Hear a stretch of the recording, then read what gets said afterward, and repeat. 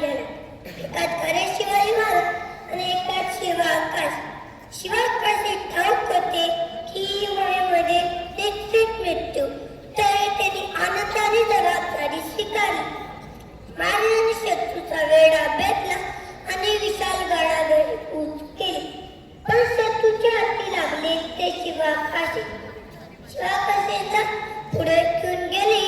ते ठामपणे म्हणाले, हो, मी शिवाजी महाराज, स्वराज्यासाठी आपला जीव अर्पण करणारा हा माझा मराठा होता. राजे म्हणून जन्म नाही, पण राजे म्हणून मरणाचा भाग्य शिवाकाशीला लाभले. आजही अशाच प्रेरणेने सुनीता विल्यमसन, कल्पना चावला असं भारतीय वैज्ञानिक जण याची बाजी लावत आहे. शूर आम्ही सरदार, आम्हाला काय कोणाची.